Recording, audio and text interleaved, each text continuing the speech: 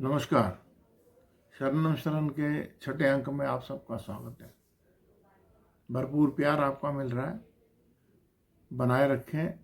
Channel को subscribe करें, forward करें, शेयर करें, बेल आइकन दबाएं ताकि ये वीडियो आपको मिलते रहें। आज फिर शुरुआत हम कॉइन से करेंगे और अब फिर उसके बाद महाराष्ट्र पर चर्चा करेंगे। आपने देखे होंगे कॉइन 1 रुपये, 2 रुपये, 5 रुपये और 10 पैसे के, जिनके पीछे क्रॉस बना होता। 1 रुपये के पीछे सिंगल क्रॉस, 2 रुपये के पीछे डबल क्रॉस, 5 रुपये के पीछे सिंगल क्रॉस और 4 डॉट, और 10 रुपये के सिक्के के पीछे डबल क्रॉस। ये क्रॉस कॉइन सारे के सारे ही महंगे कॉइन हैं। इनमें से 2004 का बॉम्बे मिंट का कॉइन है जो लगभग 100 से 500 रुपये के बीच में बिकता है। 2 रुपये का 2006 का कॉइन है जो आगे चलकर बहुत स्केयर हो जाएगा, अभी तो उसकी वैल्यू वही 2 रुपये ही है।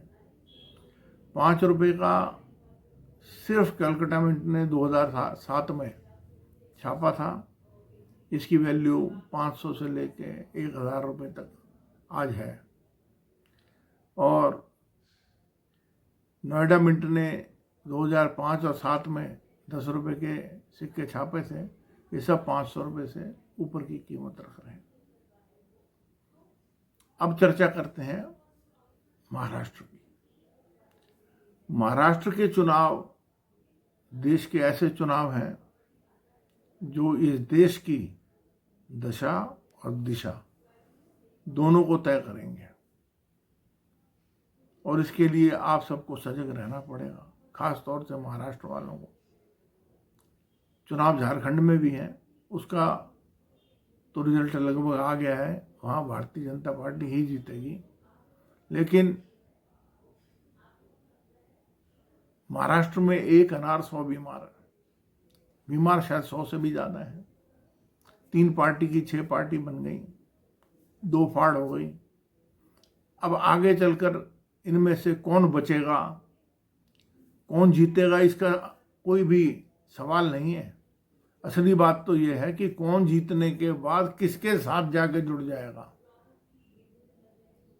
मैं ये मान के चलता हूं महायुति, जिसमें शिंदे, एकनाथ शिंदे इस समय मुख्यमंत्री हैं,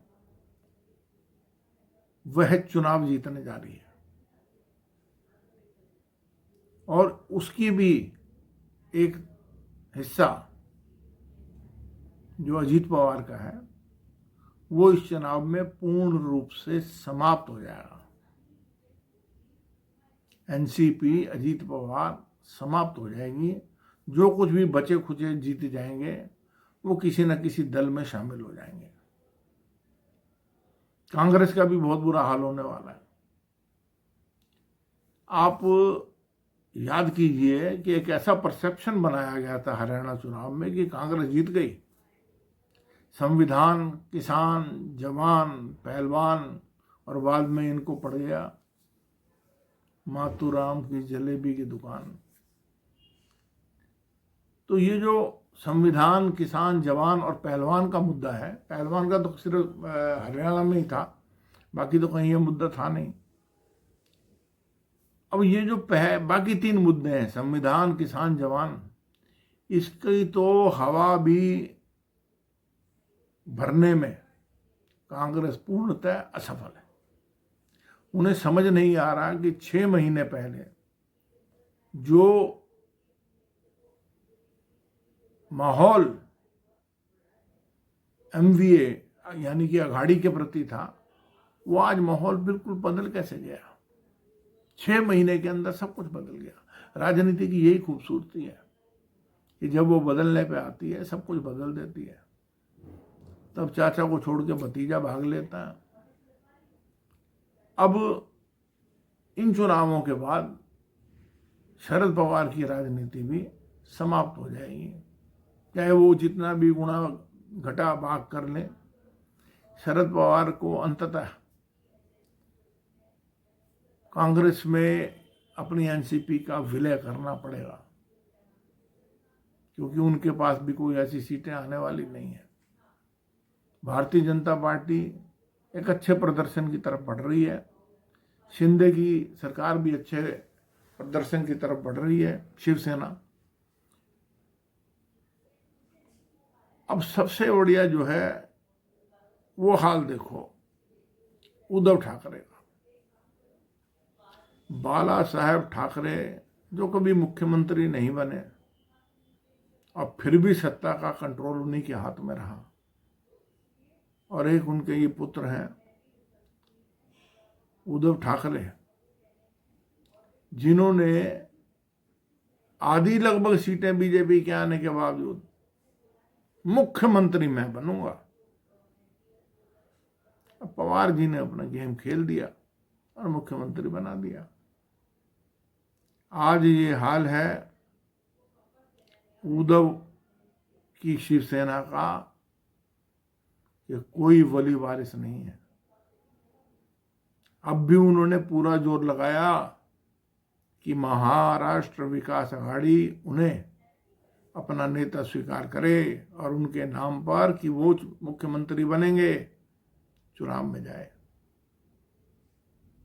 लेकिन कोई भी दल इसके लिए नहीं माना और उद्धव ठाकरे को बड़े चुपचाप से बिना इलेक्शन लड़े ही घर बैठना पड़ा। और पुत्र आदित्य को मिलिंद देवड़ा ने देंगे। अब उद्धव ठाकरे की सारी राजनीति एक तरह से समाप्त हो चुकी है, लेकिन कुछ सीटें तो आएंगी, वो तो स्वाभाविक है, लेकिन इतनी सीटों के साथ होगा क्या? कुछ नहीं।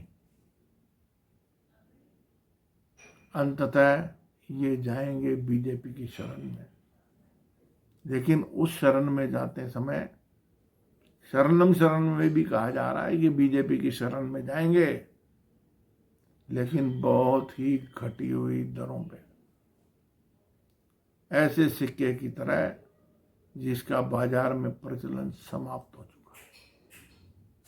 और अगर ये नहीं गए तो इनके लोग इनको छोड़ के शिंदे सेना को ज्वाइन कर लेंगे या बाकी बीजेपी में चले जाएंगे। महाराष्ट्र का चुनाव देश की एक ऐसी दिशा तय करने जा रहा है, वो दिशा आपको समझना पड़ेगा कि 21 नवंबर से 25 नवंबर के बीच में दिल्ली में संसद का शीतकालीन अधिवेशन आरंभ होगा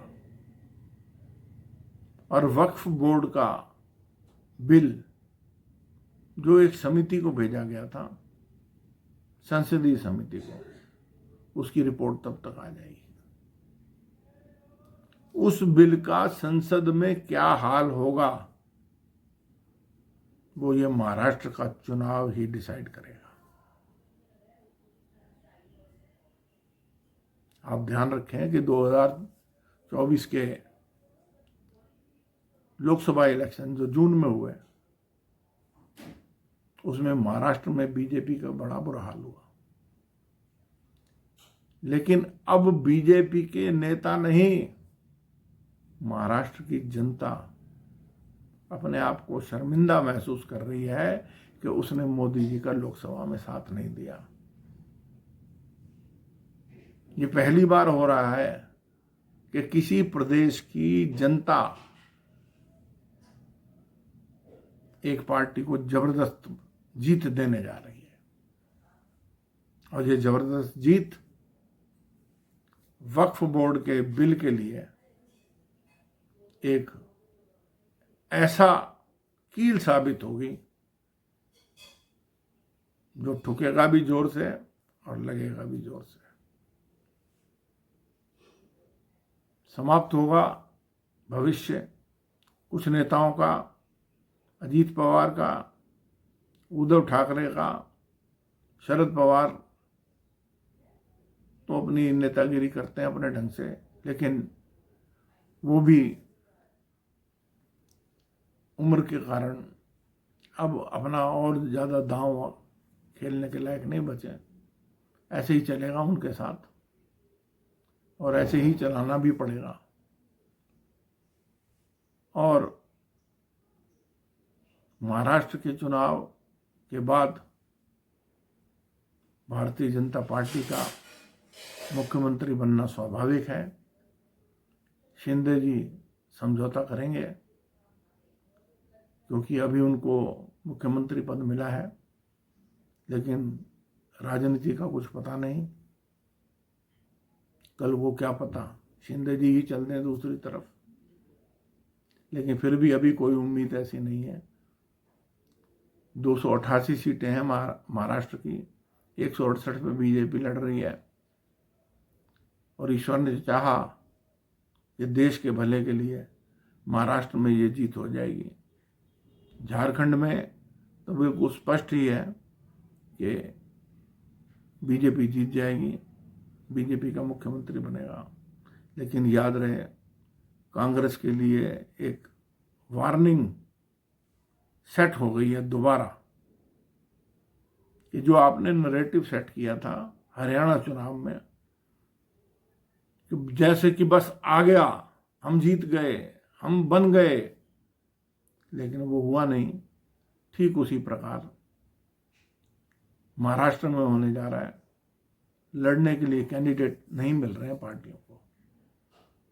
जब 3 की 6 हो गई तो बहुत सारे ऐसे उठाईगीर भी आ गए जिन्होंने कभी राजनीति की ही नहीं। लेकिन अब इस मौके पे मेरी अपील है महाराष्ट्र की जनता से कि वो सही निर्णय ले और सही निर्णय लेके वो ऐसी एक सरकार बनाए जो प्रधानमंत्री के हाथों को मजबूत करे और इस देश को एक नई दिशा मिले। और इसी के साथ इस अंक का समापन। धन्यवाद। लाइक करें, सब्सक्राइब करें, शेयर करें। आपका बहुत बहुत धन्यवाद।